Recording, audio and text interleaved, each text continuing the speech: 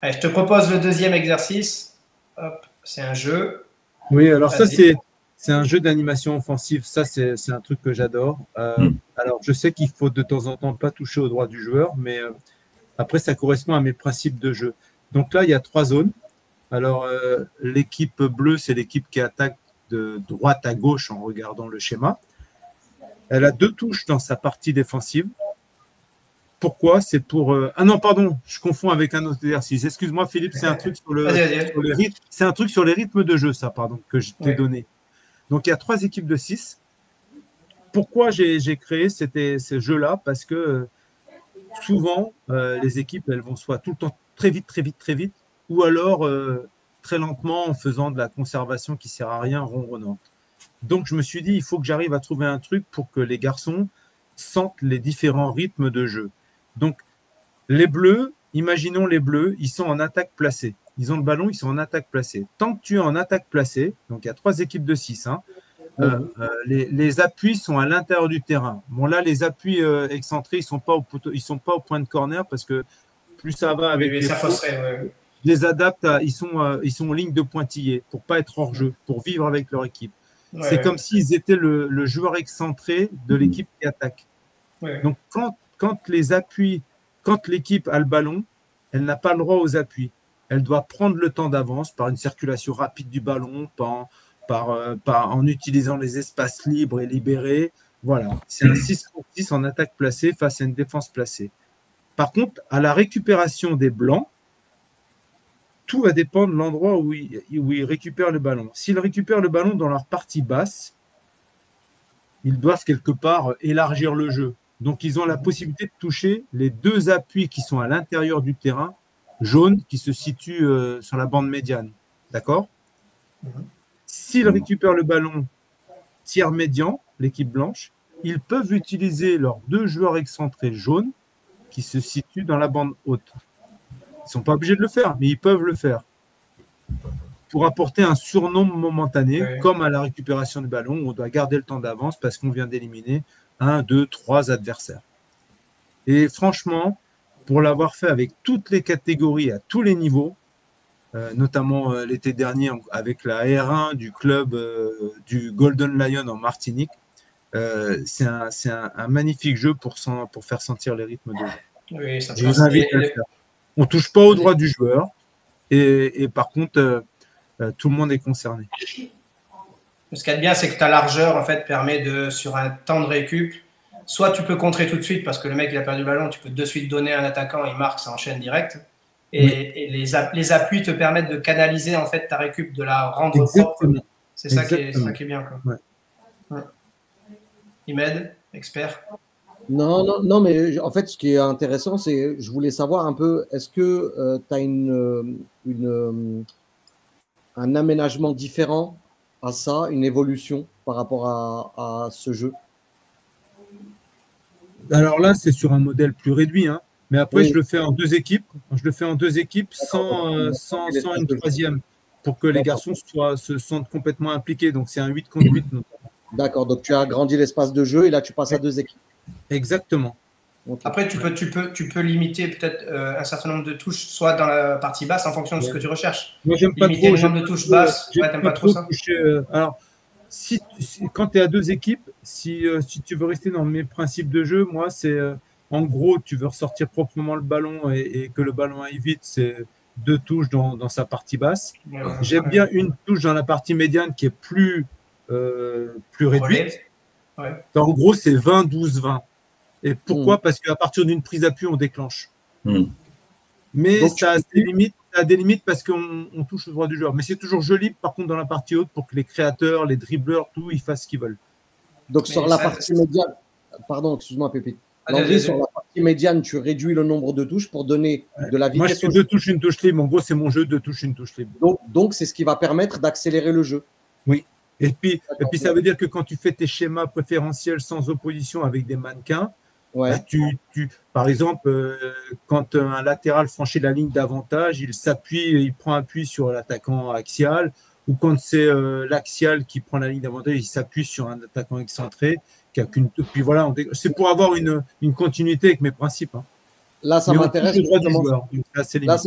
là, ça m'intéresse ce que tu viens de dire. Sur la partie exo, tu parlais de partie analytique. Oui. J'ai vu que sur l'aspect fédéral, c'est presque proscrit en fait. On nous dit qu'en fait, il ne faut plus faire. Ou du moins, on nous a dit dans les années. Moi, j'en fais. Hein. Voilà, non, mais justement, moi, quand j'étais à la DTN, j'en faisais avec les équipes de France. Hein. Voilà, moi, je trouve que parfois, à travers l'analytique, on peut donner des repères. Ça dépend ce qu'on veut travailler aussi. Ouais. Alors après, je démarrais tout le temps à partir d'une touche.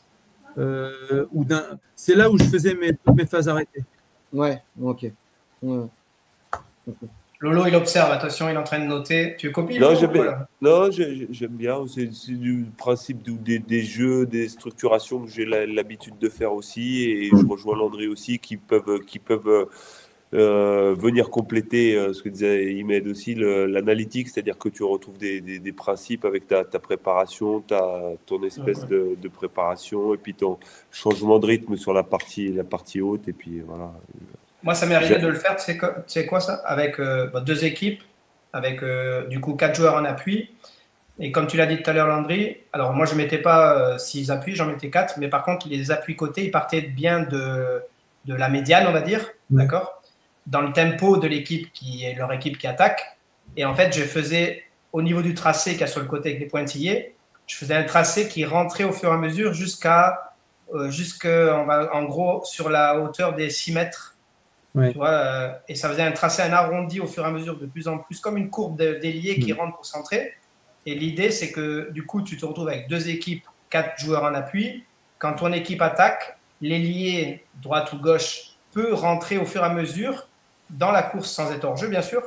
Et du coup, quand tu lui donnes le ballon, il n'a plus la contrainte de la ligne qui oblige la passe toujours plus loin. Alors que dans un vrai match, la passe, ça va être souvent de plus en plus proche du but pour le centreur qui rentre en débordant, qui rentre, et pour amener à ce que tu te retrouves dans une situation d'un ailier ou d'un joueur offensif qui se retrouve à centrer, soit très proche du but, soit dans l'arrondi de son attaque. Et du coup, ça donnait un contexte intéressant parce que du coup, tes milieux offensifs étaient libres, bien sûr, parce que du coup, il n'y avait pas de défenseur sur eux. Et du coup, je m'apercevais que les joueurs de l'axe, les équipes, donner vraiment ces ballons propres dans la course avec la problématique que j'ai, qui est souvent l'appel à vide.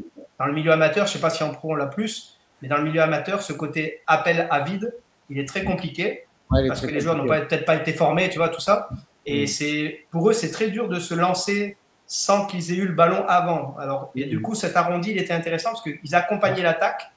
Et du coup, les joueurs qui avaient le ballon, comme ils savaient qu'ils ne pouvaient pas être touchés dans cette zone avec l'arrondi, il donne beaucoup plus facilement le ballon au joueur qui fait l'appel à vide. Et je trouvais que c'était intéressant pour formater un peu les joueurs à donner peut-être le ballon à un joueur qui fait un appel à vide. Et surtout donner la course. C'était un truc, Lolo, je t'enverrai s'il faut. Le jeu sans ballon en amateur, c'est un peu compliqué. Ouais, c'est compliqué. Très compliqué. La course, elle est faite uniquement pour recevoir le ballon. Les fausses pistes et tout ça, c'est… Mais pour moi, c'est pas uniquement la faute des joueurs. Hein. Parce que les éducateurs, ils ne les valorisent pas. Ouais. Donc, il faut aussi prendre du recul. Et si tu commences à valoriser, j'ai vu ta course, c'est pas grave, tu n'as pas suivi. Parce que si tu ne valorises pas, le mec, il dit c'est bon. Un entraîneur, c'est un aveugle, il ne voit jamais. Ouais, donc, non, mais c'est souvent la faute des éducateurs qui ne les valorisent jamais parce que certains ne les voient pas et d'autres, ils sont centrés uniquement sur le ballon. Et un truc qui est intéressant, par rapport on en vient à cette course à vide, si tu fais l'exercice, là, cet exercice-là, encore une fois, même sans les appuis, tu le refais, mais sans le ballon.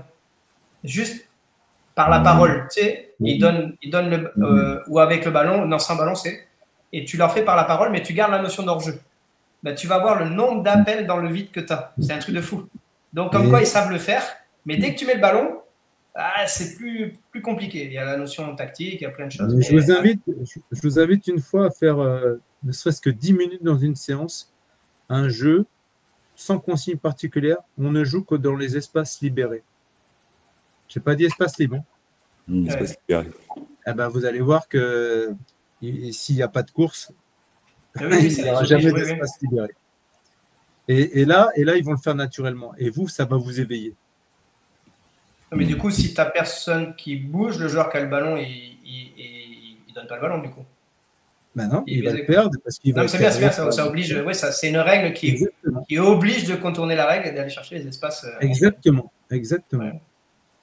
C'est bien. Tu fais l'échauffement au départ, là, à la main, avec un ballon de hand, par exemple.